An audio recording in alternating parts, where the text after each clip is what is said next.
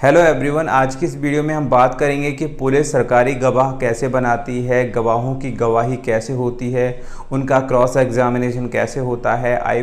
गवाहों को लेकर के जो आपका कन्फ्यूज़न है वो आज दूर करने की हमारी कोशिश रहेगी। तो सबसे पहले हम बात कर लेते हैं कि पुलिस सरकारी गवाह कैसे बनाती है। तो इस चीज़ को आप ऐसे समझिए कि मान लीजिए अगर कहीं पर किसी के साथ कोई क्राइम हो रहा है, तो जिसके साथ क्राइम हो रहा है और जिन लोगों ने घटना को अपनी आंखों से घटते हुए देखा, या फिर जो लोग घटना घटते वक्त वहां पर मौके पर पहुंच गए और जिन्होंने घटना को अपनी आंखों से घटते हुए देखा, वो लोग सभी सरकारी गवाह बन सकते हैं। मान लीजिए कि उस मामले की शिकायत किसी थाने में जो भी थाना पड़ता है उस थाने में शिकायत दर्ज होती है।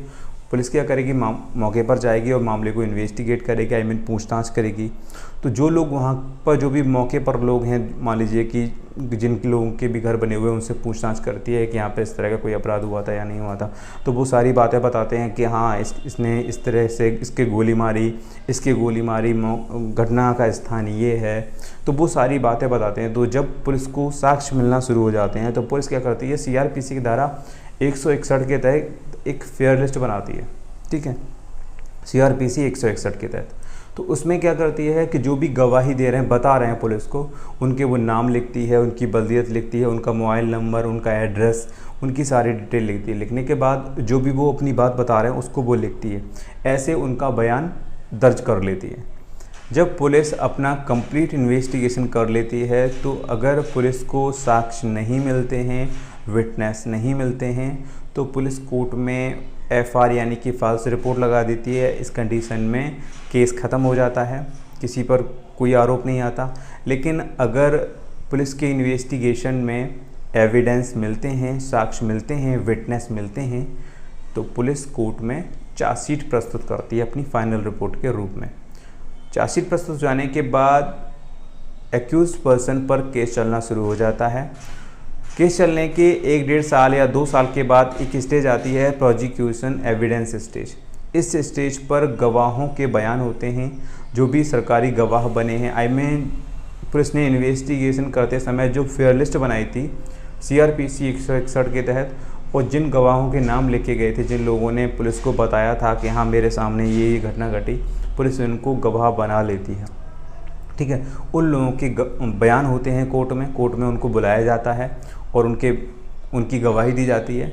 जब उनकी गवाही दी जाती है, इस गवाही को बोलते हैं एग्जामिनेशन इन चीफ। ठीक है, जब ये कंप्लीट हो जाती है गवाही, तब उनका क्रॉस एग्जामिनेशन होता है, यानी कि उसी दिन अपोजिशन पक्ष का वकील गवाह से जिरह करता है और जो वो पहले बयान दे चुका है उससे डिफरेंस क्रिएट करने की कोशिश की जाती है। ऐसा कुछ पूछने की कोशिश की जाती है जिससे ये क्लियर हो सके, या फिर जो वो बता रहा है उसमें कुछ डिफरेंस ऐसा क्रिएट किया जा सके जिसमें डाउट क्लियर हो। ठीक है, डाउट पैदा हो जाए, या फिर कुछ ऐसी बातें सामने आ जाएं जिससे ये पता चल जाए कि ये गवाह झूठा है। ठीक है, तो ये चीज़ क्रिएट करने की कोशिश होती है। यहाँ पर बहुत सारे डिफरेंट टाइप के क्वेश्चन पूछे जाते हैं अकॉर्डिंग टू जैसी घटना है उस टाइप की क्वेश्चन।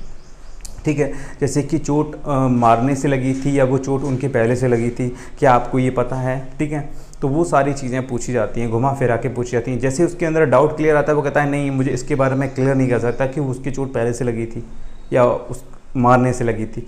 तो ये सारे डाउट्स नोट होते चले जाते हैं। ठीक है, कोई भी किसी भी प्रकार की गवाह से बदतमीज़ी नहीं होती, किसी प्रकार की बहसबाजी नहीं होती। हाँ, ओपनली बात होती है, जो भी क्लियर है वो ओपनली कहा जाएगा, लेकिन जो गवाह है उसको पता ही नहीं चलेगा कि उससे क्या निकाल लिया गया। ठीक है, उससे क्या कबुलवा लिया गया, उसने क्या ऐसा कह दिया जिससे एक्यूज्ड पर्सन को बेनिफिट मिल सकता है। ठीक है, तो वो सारी बातें क्रॉस एग्जामिनेशन में होती हैं। ऐसे ही अगर मान लीजिए कि एक गवाह इस तरह से कंप्लीट कर दिया जाता है, उसके बाद अगर और कोई गवाह है तो उसको भी लाया जाता है अगली तारीख पर। ठीक है, और कोई गवाह है तो उसकी अगली तारीख पर ले लिया जाता है। कभी कभी कोर्ट पे डिपेंड करता है कि कोर्ट इस चीज़ को कैसे देखता है, गवाही कोर्ट को कैसे करानी है, वो कोर्ट डिसाइड करेगा। ऐसा नहीं कि हर एक का एक जैसा होगा, नहीं, हर एक का अलग अलग हो सकता है। कभी कभी कोर्ट एक दिन में 2-2 लोगों की गवाही भी ले लेता है, लेकिन कभी अगली तारीख भी दे देता है। तो इस तरह से उनका एग्जामिनेशन सबका चीफ होता है और उनका क्रॉस एग्जामिनेशन होता है। अब क्या है, यहाँ पर मान लीजिए कि पहले गवाह ने कुछ और कहा, सेकेंड गवाह ने कुछ पॉइंट्स अलग बताए। ठीक है, कुछ ने कहा डंडे से हमला किया, कुछ ने बोला कि कट्टे से हमला किया दूसरे दिन। तो ये जो डिफरेंस क्रिएट हो रहा है। तीसरा बोल रहा है कि इन्होंने चाकू से हमला किया और पहला कह रहा है डंडे से हमला किया। तो ये चीज़ जो क्रिएट होती है, ठीक है, तो ये डिफरेंस जो बनता है ये भी एक्यूज्ड के लिए बेनिफिट है, ठीक है, इसका फ़ायदा एक्यूज्ड को मिलता है। इस तरह से क्रॉस एग्जामिनेशन होती है। और मैं एक बात और बता दूं, कुछ लोगों ने मुझसे कहा था कि प्रोसिक्यूशन एविडेंस स्टेज का मतलब है कि जो अभियोजन पक्ष है उसकी तरफ से साक्ष्य प्रस्तुत होते हैं। कुछ लोगों ने कहा था कि क्या अपराधी जो एक्यूज्ड पर्सन है क्या वो खुद अपने विटनेस नहीं दे सकता, जिसकी वो ये कह सके कि हाँ इस समय इन लोगों, उस घटना के समय इन लोगों ने हमला नहीं किया था। जी हाँ बिल्कुल, वो स्टेज होती है डिफेंस स्टेज, ठीक है, डिफेंस एविडेंस स्टेज, ठीक है। तो उस स्टेज पर जाकर के जो भी एक्यूज्ड पर्सन है वो अपने भी विटनेस कोर्ट में प्रस्तुत कर सकता है और उनका भी एग्जामिनेशन इन चीफ होगा और उसके बाद क्रॉस एग्जामिनेशन होगा। क्रॉस एग्जामिनेशन में अभियोजन पक्ष की तरफ से जो भी लॉयर है वो क्रॉस एग्जामिनेशन करेगा, ठीक है। और इस तरह से ये चीज़ क्लियर होती है कि कौन सही है कौन झूठा है। अगर कोई विटनेस कोर्ट में झूठ बोलता है या फिर कोर्ट को गुमराह करने की कोशिश करता है या फिर कोर्ट को सहयोग नहीं करता है तो ऐसे मामले में कोर्ट उसके अगेंस्ट CRPC 340 के तहत और IPC की धारा 193 के तहत मुकदमा दर्ज कर सकता है, जिसमें उसे 7 वर्ष तक की सज़ा का प्रावधान है।